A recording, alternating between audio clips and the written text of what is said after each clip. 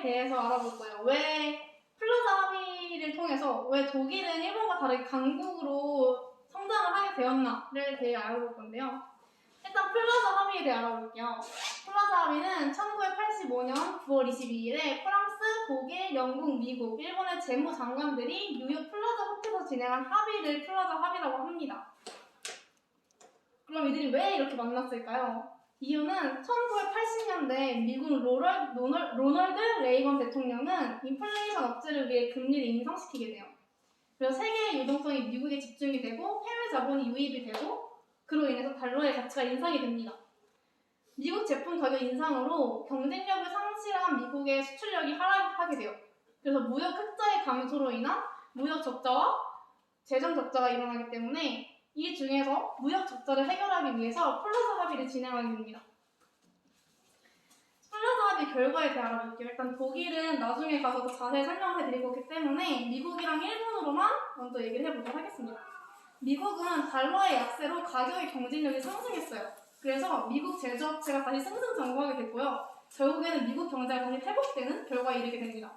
반대로 일본은 통화 가치가 상승해서 엔화 가치의 상승으로 부작용으로 힘든 기업 지원을 위해서 금리를 감소시키게 돼요. 이로 인해서 유동성 증가로 주식과 부동산에 집중이 되게 됩니다. 결국에는 주식과 부동산의 가격이 폭등하게 돼요. 이로 인해서 일본 기업의 해외 부동산 투자가 늘어나게 되고 일본은 이제 버블 경제를 우려해서 금리를 또 인상시키게 됩니다.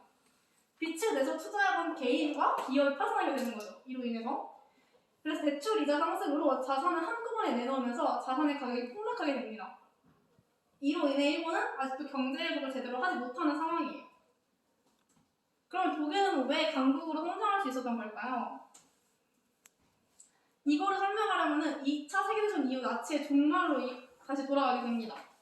2차 세계대전 이후 나치가 종말하고 베를린은 미국, 프랑스, 영국, 구소련, 지금의 러시아가 점령을 하게 돼요.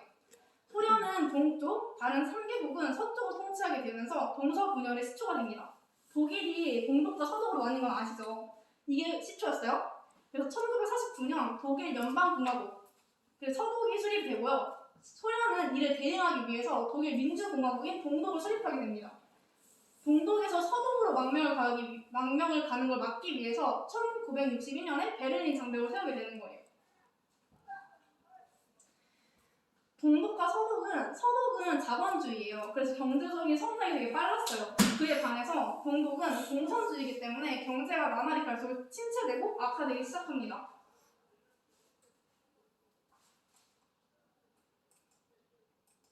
쌤, 이거 PDF라서 영상이 안 돼요. 유튜브로 해요? 넘겨요 그냥? 저기 지금 동영상 안 되는 거지? 네. 저기 있죠. 이게 사진이 돼가지고 안 돼요. 사진이 돼버려. 일단 넘기고 유튜브 이거 따로 봅시다. 그래서 독일이 통일이 돼요. 이게 이 영상이 간단하게 설명하면 뭐냐면은 베를린 장벽 알죠? 이게 붕괴가 돼요.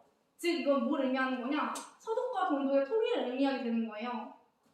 그래서 독일이 통일하게 되면서 원래는 독일이 서독과 동독으로 2국가 2체제였잖아요. 근데 통일하게 되면서 1국가 1체제로 바뀌어요. 그래서 경제적 격차가 극심해지는데 이를 해소하기 위해서 독일은 일자리를 창출하게 되고 일자리를 창출하니까 소득이 증가하겠죠? 그러니까 소비가 증가하겠죠? 그리고 경기가 부양하겠죠? 그러니까 생산활동이 증가되고 세금과 근로소득세가 증가하게 되면서 단일화 과정에서 양극화를 해결하면서 경기가 부양된 거예요. 그래서 이거는 제가 우리나라의 남북 통일에 대해서도 하고 싶어서 이거 방금 본 건데 이거 혹시 어떤 분이 하신 말씀인지 아신가요? 네, 친구. 김구예요. 누가 맞췄지? 저요. 나중에 나와 맞춰. 쌤 언니도 맞췄는데? 알았어 나와. 여 언니가 어디 있어? 친구 아니야?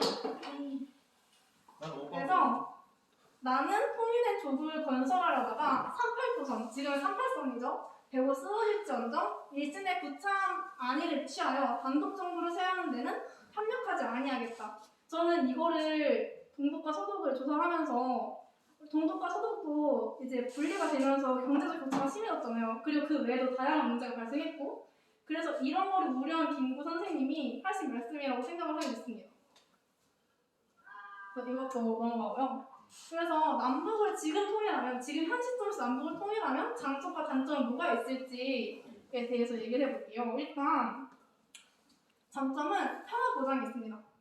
군사 분계선을 우리가 사이에 두고 있잖아요. 그렇기 때문에 긴장감을 취하고 우리가 보내고 언제 전쟁이 날지 모르니까. 근데 이런 게 이제 평화롭게 되는 거예요. 통일을 하니까 전쟁 걱정이 없는 거죠.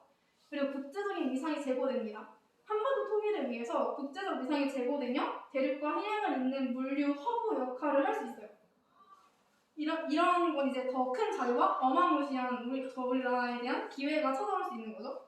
그리고 분단 비용 및 가치 창출. 지금 한반도 분단으로 막대한 자원과 비용을 소모하고 있는데 이거를 통일하게 되면은 이 비용을 다른 데에 더 쓸 수 있는 거예요. 그리고 이산가족 및 북한 이탈 주민 해결. 이거는 그냥 말로만 들어도 다 아시겠죠? 그리고 단점을 볼게요. 단점은 경제 격차가 있는데요. 통일 이후에 시간이 지나면 해결될 문제이지만 동독과 서독도 당장 통일이 됐을 때는 경제 격차가 너무 심했어요. 근데 우리는 더 오래 그게 지속됐잖아요. 그리고 경제적 격차가 더더욱 더 극심해지고 있습니다. 지금도. 이가 문제가 되고요. 그리고 이념 대립. 남한은 민주주의 체제, 북한은 사회주의 체제를 오랜 기간 지내오다 보니까 이념과 사상이 통합되지 않아서 이에 대한 갈등이 발생할 수 있다는 거예요. 문화적 차이는 남한과 북한은 한 민족이지만 70년 이상 떨어져 있었죠. 그렇기 때문에 문화적으로 대립이 상당히 많이 될 것으로 생각이 되는 거죠. 그리고 화폐 통합. 남한과 북한이 사용하는 화폐가 서로 다르기 때문에 통일이 되면 화폐를 통합해야 되는데 북한의 원을 폐지한다. 북한의 원을 폐지하되 환율을 기준으로 대한민국 원으로 교환한다. 제3화폐를 만든다. 이렇게 세 가지 방법이 있어요. 근데 여기에 또 어떻게 화폐를 바꾸냐에 대한 논쟁이 있을 수가 있습니다. 그 논쟁은 오늘 합시다. 네. 끝나고. 네, 그래서 끝났습니다. 박수!